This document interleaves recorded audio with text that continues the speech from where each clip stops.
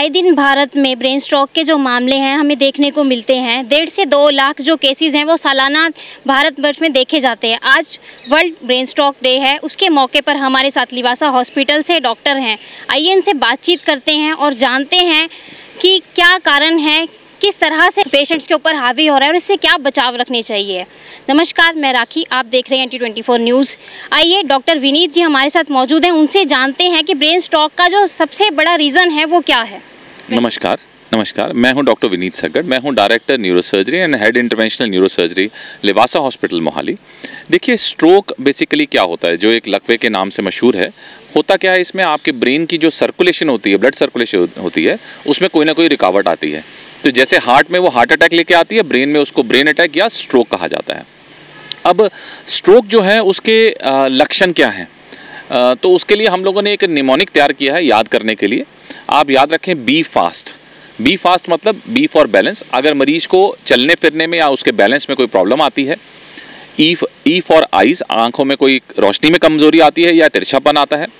F for face में या arm में आपकी कोई नंबनेस या वीकनेस मतलब कमजोरी आती है। एस फॉर स्पीच, बोलने में कुछ रुकावट आती है या आप बोलते हैं तो उल्टा पुल्टा बोलने लगते हैं। और टी फॉर टाइम।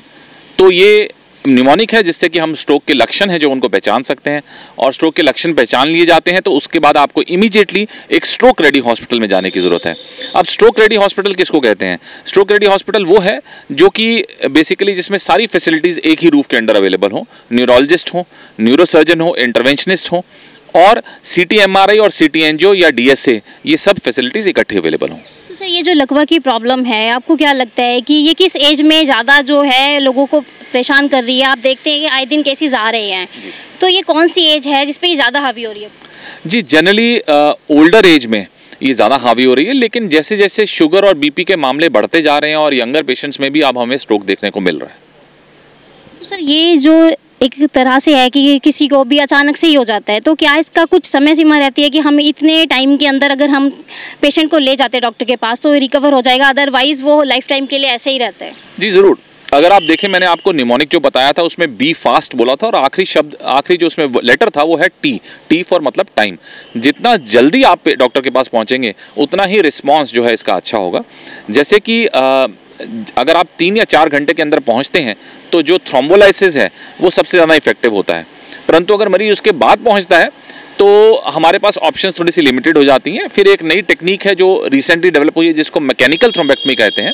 जैसे आपका हार्ट अटैक आता है तो वो आपकी जांघ से या हाथ से पंचर करके हार्ट में जा करके उस हार्ट अटैक वाले क्लॉट को एस्पिरेट करते हैं और वहाँ स्टेंट डालते हैं। सिमिलरली ब्रेन में भी ये टेक्निक पॉसिबल है। ये टेक्निक सबसे ज़्यादा इफेक्टिव 6 to 8 आवर्स में, जैसे कि हार्ट अटैक में होता है, और इन सिलेक्टेड केसेस में 24 घंटे तक भी इफेक्टिव है। तो टाइम तो डेफिनेटली बहुत क्रूशियल है।